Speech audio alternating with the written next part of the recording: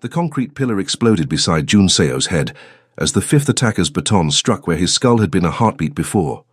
Blood trickled from his split lip, his tailored charcoal suit torn at the shoulder.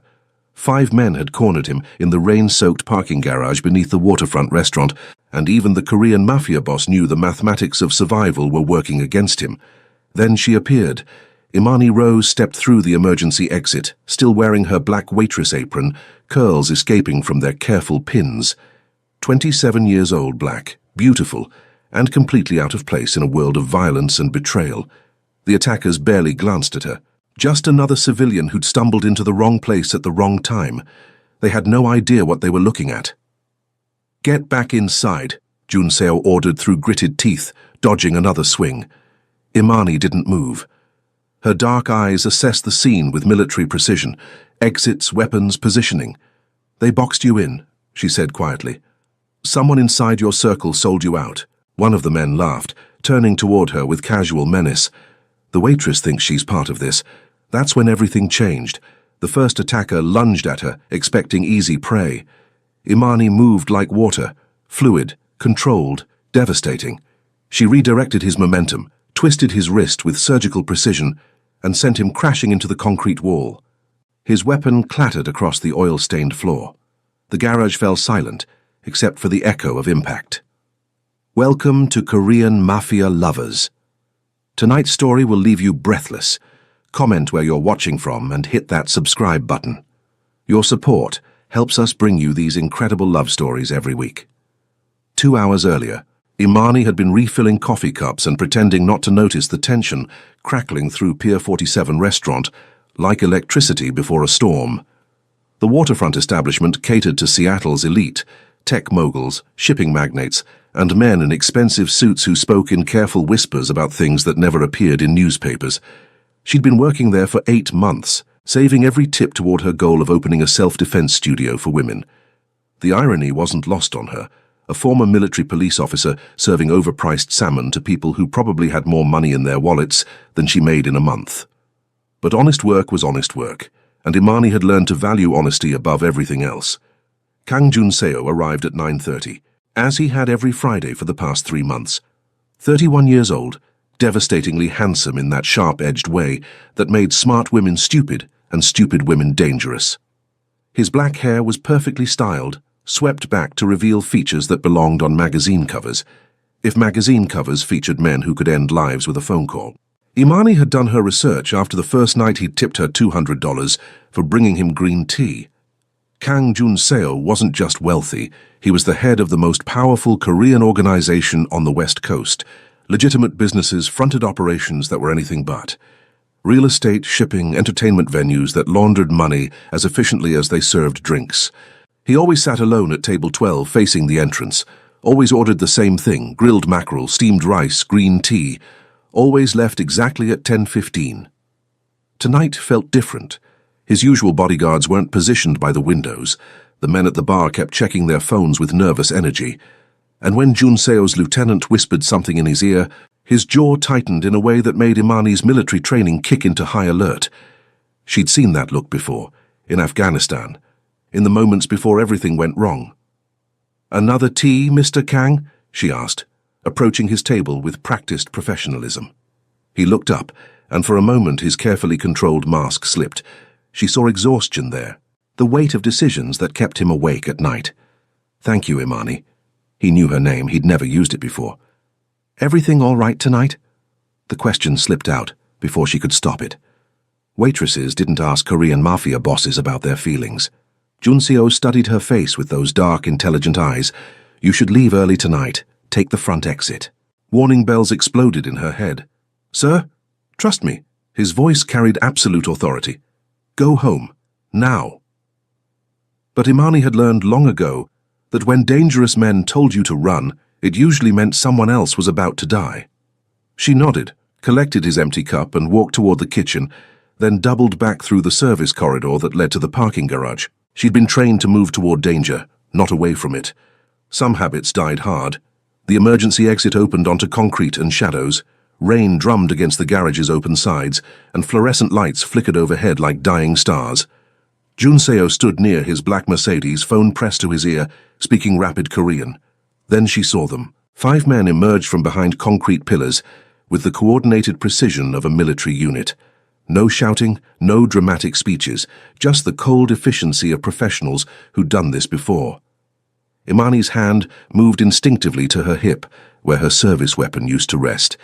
Found nothing but the black apron of a waitress who was supposed to be safe in her new, honest life. She should have called the police, should have run back inside and locked the door. Instead, she stepped into the garage and let her training take over. The first attacker moved toward Junseo with a telescoping baton, confident in the numbers game. The Korean Mafia boss shifted into a defensive stance, his expensive suit hiding muscles that spoke of discipline and violence. But even he couldn't be everywhere at once. Imani had maybe 3 seconds before someone noticed her, 3 seconds to decide who she was going to be, the waitress who served coffee and minded her own business, or the soldier who'd sworn to protect people who couldn't protect themselves. The choice made itself. She moved like her drill sergeant had taught her, fast, quiet, decisive. The nearest attacker was focused on Junseo, his back turned to what he assumed was empty space. Imani grabbed a tire iron from a maintenance cart and brought it down on his wrist with surgical precision. Bone cracked. The baton clattered to the concrete. What the? The man spun toward her, shock replacing confidence. It's just the waitress. Just the waitress. If only he knew. Imani had graduated top of her class from military police training. Had served 2 tours overseas, protecting convoys and investigating crimes in war zones where death came in 100 different flavors. She'd left that life behind because she'd wanted something clean, something that didn't require her to sleep with a weapon under her pillow. But muscle memory was a beautiful thing. The injured attacker swung at her with his good hand. Imani ducked, stepped inside his reach, and drove her elbow into his solar plexus. He dropped like a stone, gasping for air that wouldn't come. Imani, get out of here. Junseo's voice cut through the chaos as he grappled with 2 men simultaneously. She ignored him. The third attacker was circling behind Junseo, knife glinting in the fluorescent light. Imani grabbed the fallen baton and threw it with the accuracy that had made her the best marksman in her unit. It caught the knifeman in the temple, sending him stumbling into a concrete pillar. That left 2. The leader, a scarred man with dead eyes and expensive shoes, pulled a gun, not to shoot Junseo, to shoot her. Should have minded your own business, sweetheart. Time slowed. Imani saw the finger tighten on the trigger, saw Junseo's eyes widen in horror, saw her own death approaching at 900 feet per second. Then Junseo moved. He threw himself between them, his body shielding hers as the gun fired. The bullet caught him in the shoulder, spinning him around. Blood bloomed across his white shirt like a crimson flower. No, the word tore from Imani's throat as she caught him, her hands immediately applying pressure to the wound. Military training kicked in. Assess, stabilize, survive. The leader raised his gun again, this time aiming for Junseo's head. Imani moved without thinking. She grabbed the knife from the fallen attacker and threw it in one fluid motion. It buried itself in the gunman's forearm, and his shot went wide, sparking off concrete. Car engines roared outside the garage. Headlights swept across the scene as 3 black SUVs screeched to a halt. Men in dark suits poured out, Junseo's people finally arriving. But it was over. The attackers were down or disarmed, and Imani knelt in a spreading pool of blood, keeping pressure on a wound that could have been hers. "Why?" she whispered as paramedics rushed in. "Why did you—" Junseo's eyes found hers, pain and something else swimming in their depths. "Because you saved me first." As they loaded him into the ambulance, he grabbed her wrist with surprising strength. This wasn't random. Someone inside my organization set this up, someone who knew I'd be alone tonight. "Then you need to find out who. We need to find out who." His grip tightened. "You're part of this now, whether you want to be or not." The ambulance doors closed, leaving Imani alone in a parking garage that smelled of gunpowder and betrayal, her waitress uniform stained with the blood of a man she barely knew, but had risked everything to save. Her phone buzzed. A text from an unknown number. "You should have stayed inside. This is just the beginning." Seattle General Hospital at 2 in the morning was a monument to human suffering and fluorescent lighting. Imani sat in the surgical waiting room, still wearing her blood-stained uniform, watching news reports about a gang-related incident at a waterfront restaurant. The media had gotten it wrong as usual. This wasn't about territory or drugs or any of the usual reasons men killed each other. This was about betrayal. Miss Rowe, a doctor in scrubs, approached, exhaustion written in the lines around her eyes. Mr. Kang is stable. The bullet missed major arteries, but he lost a lot of blood. He's asking for you. Imani followed her through sterile corridors that smelled of disinfectant and desperation. Junseo lay propped against white pillows, his shoulder wrapped in bandages, an IV dripping clear fluid into his arm. Without his suit jacket, she could see the full extent of his build, lean muscle earned through discipline, not vanity. A dragon tattoo curved around his left shoulder, its scales disappearing beneath the hospital gown. "You stayed," he said when she entered. "You took a bullet for a waitress. Seemed like the least I could do." "You're not just a waitress." His dark eyes studied her with uncomfortable intensity. "Military?" "Military police. 2 tours in Afghanistan. Honorable discharge 3 years ago. No point in lying now. I came to Seattle to start over. Clean slate, honest work." "What happened over there?" The question hung in the air like smoke. Imani had spent 3 years avoiding that conversation, even with therapists who specialized in helping soldiers transition to civilian life.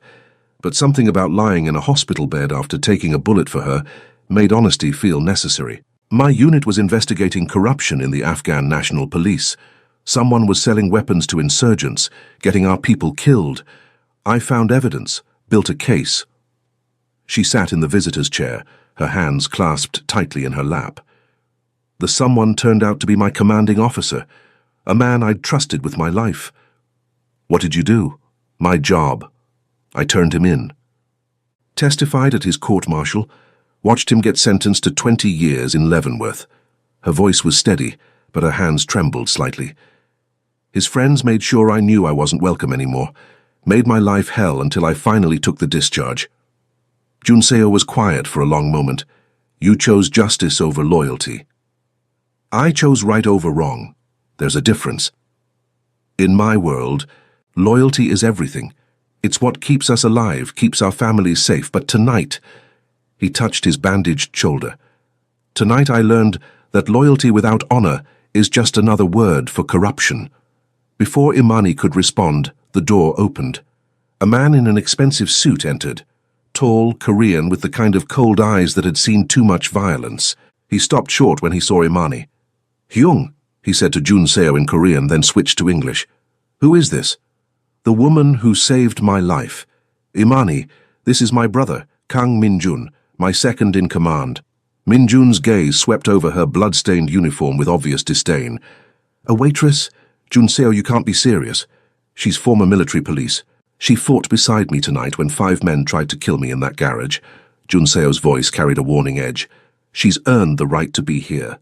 "And where were my men when this happened?" Minjun's question was directed at his brother, but his eyes never left Imani. "Where was the security detail that's supposed to protect you?" "Good question. Where were they?" The tension in the room thickened like fog.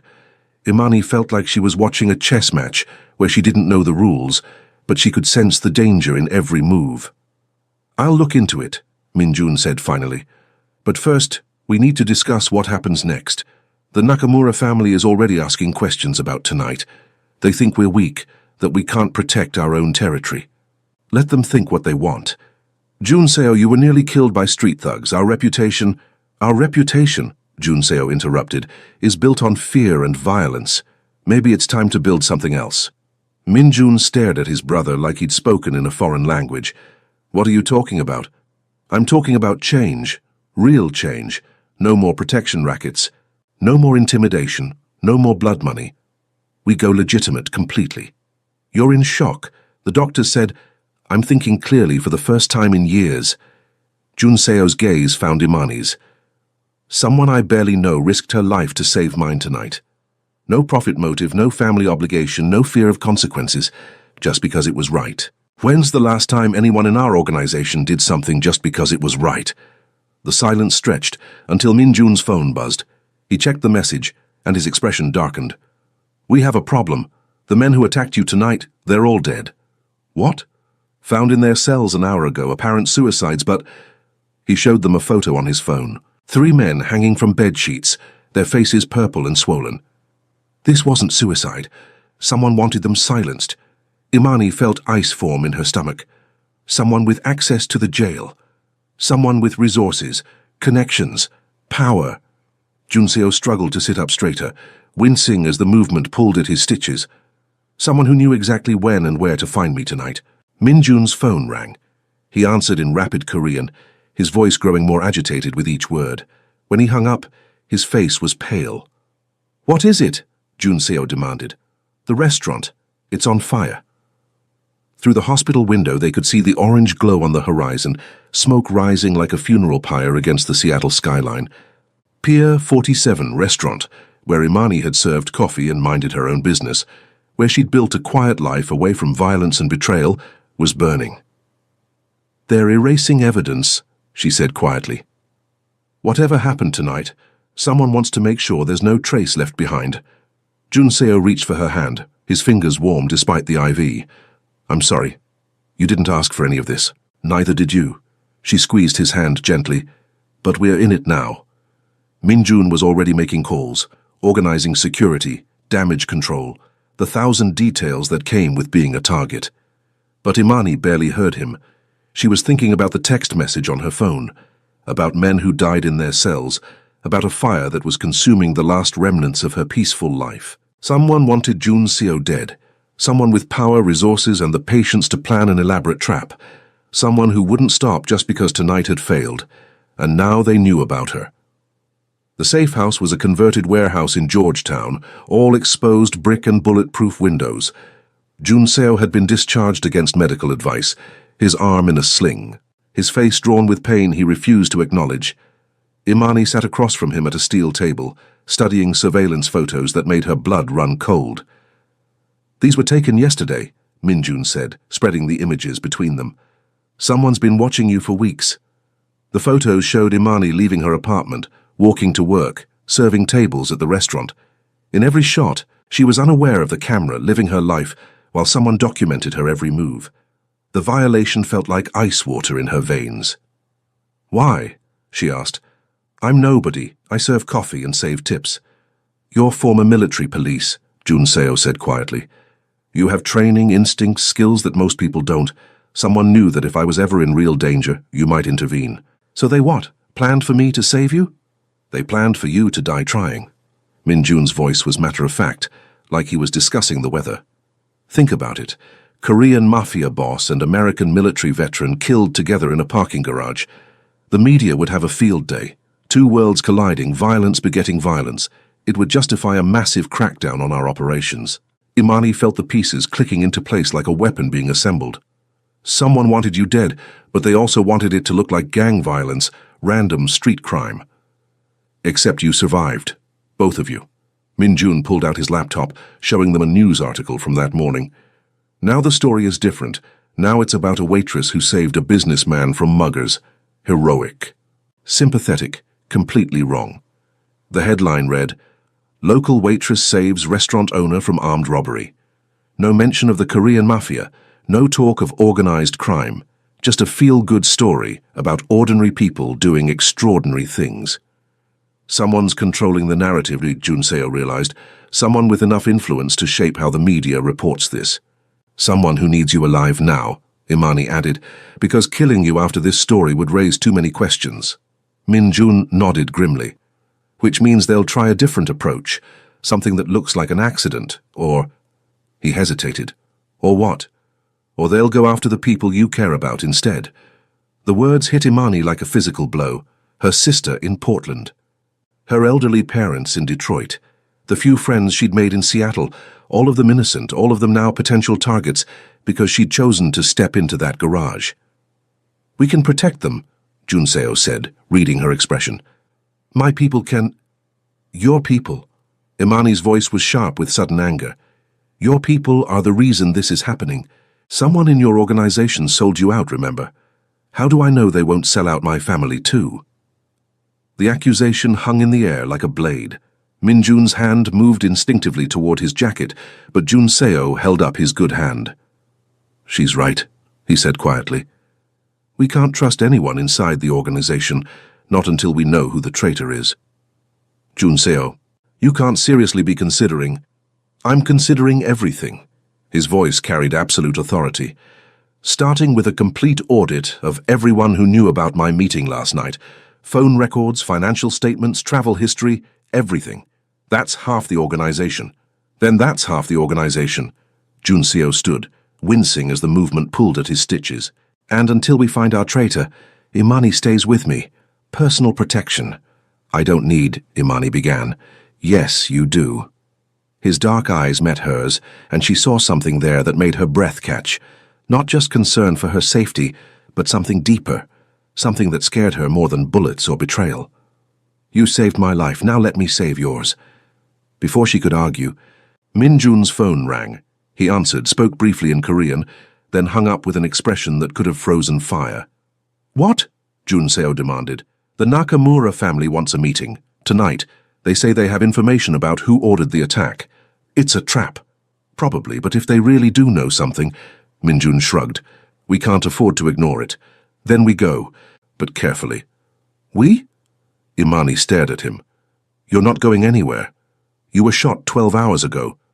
This is my organization, my responsibility. Your responsibility is to heal so you can actually lead that organization. She stood, facing him across the table. You want to protect me? Fine. But I'm not watching you walk into another ambush because you're too proud to admit you're hurt. For a moment, the warehouse was silent except for the hum of air conditioning and the distant sound of traffic. Then Junseo smiled, the first real smile she'd seen from him. You know, in my culture, arguing with your boss can be considered disrespectful. Good thing I don't work for you. Actually, Minjun interrupted, as of this morning you do. I took the liberty of putting you on our payroll as a security consultant. Retroactive to yesterday. Imani stared at him. You did what? You're unemployed. The restaurant burned down. You need income. We need someone with your skills who isn't compromised by years of loyalty to the organization. It's practical. I didn't agree to 50,000 a month, Junseo said quietly. Plus benefits, plus protection for your family. All you have to do is what you did last night, watch my back. The number hit her like a physical blow. 50,000 a month was more than she'd made in a year as a waitress. It was enough to pay off her student loans, help her parents with their medical bills, maybe even start that self-defense studio she'd been dreaming about. It was also blood money, earned in a world she'd spent 3 years trying to escape. I need time to think. Time is something we don't have. Minjun showed her another photo on his phone. A black sedan parked outside her apartment building. They know where you live. They're watching, waiting for you to go home so they can finish what they started. Imani looked at the photo, then at Junseo, then at the surveillance images of her own life spread across the table like evidence in a murder trial. She thought about her sister, her parents, the innocent people who would suffer because she'd chosen to be a hero for 30 seconds in a parking garage. If I do this, she said finally, I do it my way. No killing unless there's no other choice. No innocent people get hurt. And when this is over, I walk away clean. Agreed. And I want to know everything. Who your enemies are, how your organization works, what we're really up against. No secrets, no need-to-know basis. Junseo extended his good hand. Partners? Imani stared at his outstretched hand, knowing that shaking it would change everything. Would drag her back into a world of violence and moral ambiguity she'd sworn to leave behind. But the alternative was watching innocent people die because she'd been too proud to accept help. She shook his hand. Partners. Outside, the black sedan started its engine and drove away, but Imani knew it would be back. They all would be back until this was finished one way or another. She just hoped they'd all survive long enough to see how it ended. The Nakamura meeting was set for midnight at a neutral location, the observation deck of the Space Needle, closed to tourists but accessible to people with the right connections. Junseo insisted on going despite his injury, and Imani insisted on going with him despite every instinct screaming that it was a mistake. They rode the elevator in silence, the city spreading out below them like a circuit board of light and shadow. Junseo wore a black suit that concealed his shoulder holster, his injured arm still in a sling. Imani had traded her waitress uniform for dark jeans and a leather jacket that hid her own weapon. A Glock 19 that Minjun had provided with obvious reluctance. You don't have to do this. Junseo said as the elevator climbed. I can handle Nakamura alone. With one good arm and a bullet wound, against the head of the Japanese Yakuza. Imani checked her weapon one more time. I don't think so. This isn't your fight. It became my fight the moment I stepped into that garage. She met his eyes in the elevator's reflection. Besides, someone has to watch your back. Apparently your own people can't be trusted to do it. The elevator doors opened onto the observation deck, and they stepped into a world of wind and vertigo. Seattle stretched out in every direction, the sound and the mountains dark silhouettes against the star-filled sky. Hiroshi Nakamura waited by the western windows, a small man in an expensive coat, flanked by two bodyguards who looked like they bench-pressed motorcycles for fun. Kang-san, Nakamura said with a slight bow, I was sorry to hear about your troubles. Were you? Junseo's voice was carefully neutral. Or were you the cause of them? Direct as always, I admire that. Nakamura gestured toward the city below. Beautiful view from up here. Makes our problems seem very small, doesn't it? My problems seem pretty significant to me. Of course, someone tried to kill you, someone with resources, connections, patience, someone who knew your routines, your security protocols, your weaknesses. Nakamura's gaze shifted to Imani. And who is this lovely young woman? My security consultant. Ah, the waitress who saved your life. I read about it in the papers. Very romantic, very American. The noble civilian risking everything for a stranger. His smile was sharp as broken glass. Except she's not a civilian, is she? Former military police, 2 tours in Afghanistan, decorated veteran with specialized training in close-quarters combat and criminal investigation. Imani felt ice form in her stomach. How do you know about your service record? My dear, in our business, information is more valuable than gold, and the information about you is particularly interesting. Nakamura pulled out a tablet, showing them a military photo of Imani in dress uniform. Staff Sergeant Imani Rowe, recipient of the Bronze Star for Valor in Combat, specialist in anti-corruption investigations. Responsible for exposing a weapons trafficking ring that was costing American lives. What's your point? Junseo's voice was deadly quiet. My point is that someone knew exactly who she was when they planned your assassination. Someone who understood that her military training would compel her to intervene if she witnessed an attack. Someone who wanted her involved from the beginning. The wind whipped across the observation deck, carrying the scent of rain and revelation. Imani felt the pieces of the puzzle rearranging themselves in her mind, forming a picture she didn't want to see. You're saying I was set up? I'm saying you were recruited by someone who needed a person with your specific skills and moral compass. Someone who couldn't trust their own organization to handle a delicate situation. That's impossible. I chose to help. Nobody forced me. Nobody forced you, Nakamura agreed. But someone made sure you'd be in the right place at the right time with the right motivation. The question is, who benefits from having a decorated military investigator embedded in Kang-san's inner circle? Junseo turned to stare at her, and Imani saw the exact moment when suspicion bloomed in his dark eyes. The job at the restaurant. How did you get it? I applied online. They called me the next day, said I was exactly what they were looking for. The words felt like ash in her mouth as she realized how naive they sounded. Who interviewed you? The manager. A woman named Sarah Chen, she said. Imani's voice trailed off as memory supplied details she'd ignored at the time. She said they needed someone with a military background, someone who could handle difficult customers. Sarah Chen doesn't exist, Nakamura said gently. The restaurant's real manager is a man named David Park. He's been on vacation in Hawaii for the past month, completely unaware that someone has been using his restaurant as a staging ground for an elaborate operation. The observation deck seemed to tilt beneath Imani's feet. Everything she'd thought she knew about the past 8 months was crumbling like sand castles at high tide. Who? Junseo's voice was barely above a whisper. Who orchestrated this? Someone who needed Kang-san alive but discredited. Someone who could benefit from a war between your organization and mine. Someone who understood that the best way to destroy an enemy is to make them destroy themselves.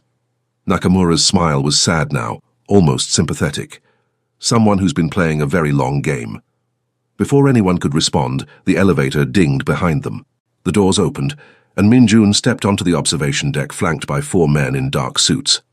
His face was calm, almost serene, like a man who'd finally stopped pretending to be someone else. Hello, brother, he said to Junseo. "I was wondering when you'd figure it out." The betrayal hit like a physical blow. Junseo staggered backward, his good hand instinctively reaching for his weapon.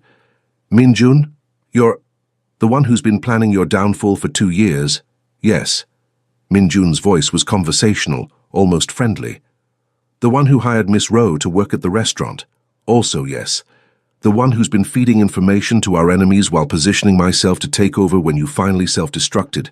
"Guilty as charged." "Why?" The word came out broken, barely human. "Because you're weak, Junseo. You always have been. Father knew it, the elders know it, even your precious soldiers know it.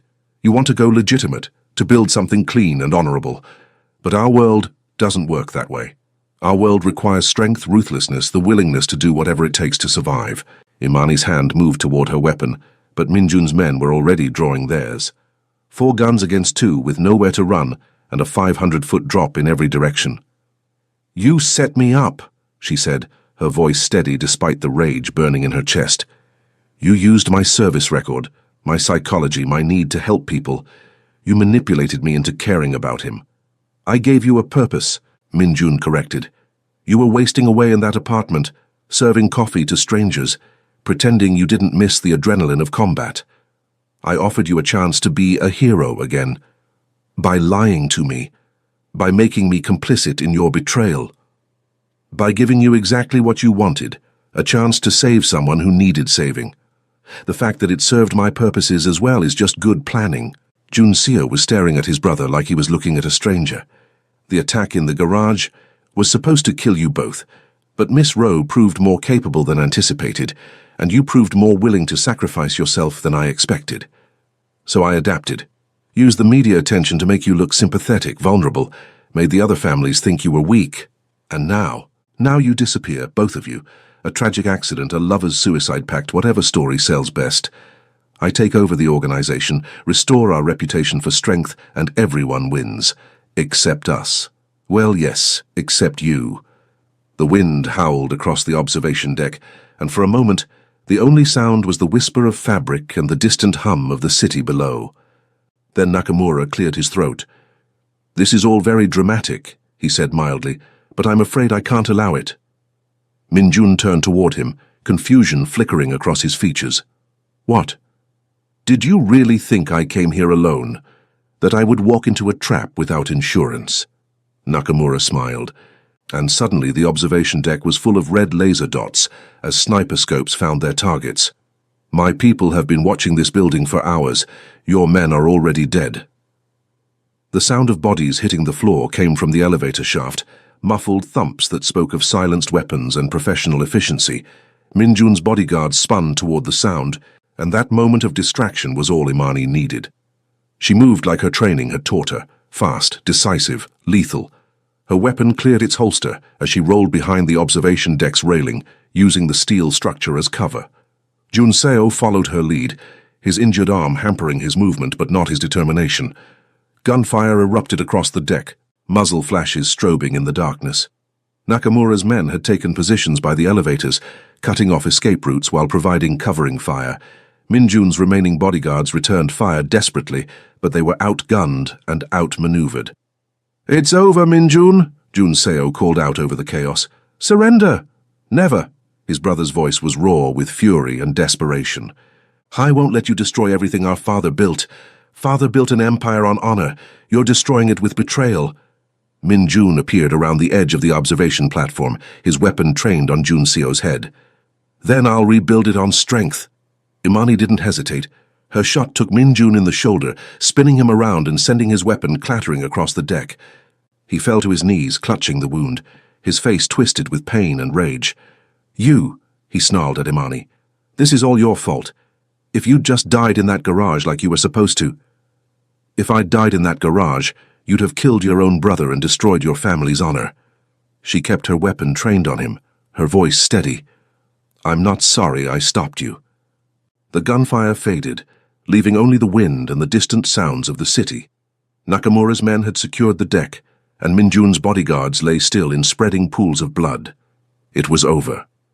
Junseo approached his brother slowly, his face a mask of grief and determination. "Why, Minjun, we were family." "Family," Minjun laughed bitterly. You chose her over family.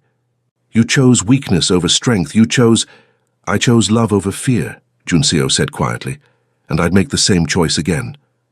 He looked at Imani, and she saw something in his eyes that made her heart skip.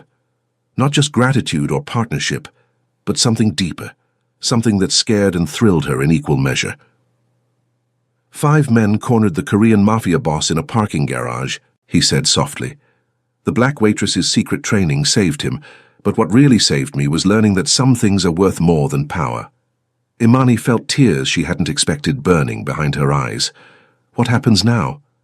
Now we rebuild, together. Clean, honest, legitimate. He extended his good hand toward her. If you'll have me.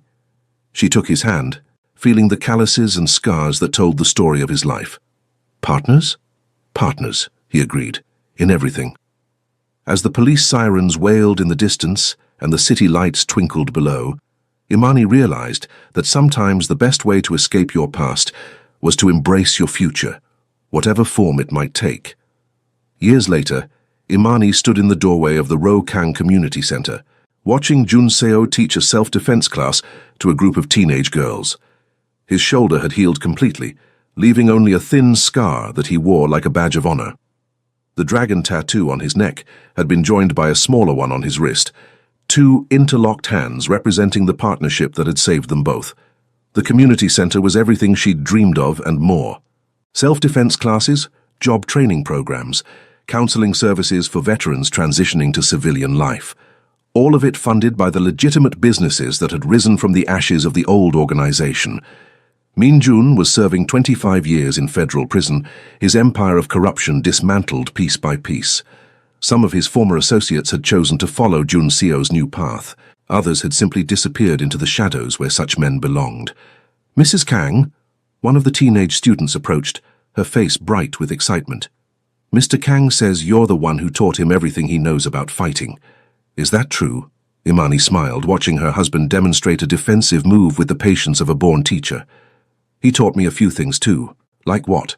Like how to trust someone completely. Like how love can be stronger than fear. Like how sometimes the best way to save someone is to let them save you back. The girl looked confused, but Imani didn't mind. Some lessons could only be learned through experience, in parking garages and hospital rooms and observation decks high above the city lights. Her phone buzzed with a text from Junseo. Dinner tonight, just the 2 of us. She typed back, always, because some partnerships were worth fighting for, some love stories were worth the risk, and sometimes the waitress really did save the day. Thank you for staying until the end. Korean Mafia Lovers has many more passionate stories waiting for you. Subscribe to the channel for new romance stories every week. Your support helps us create these incredible love journeys.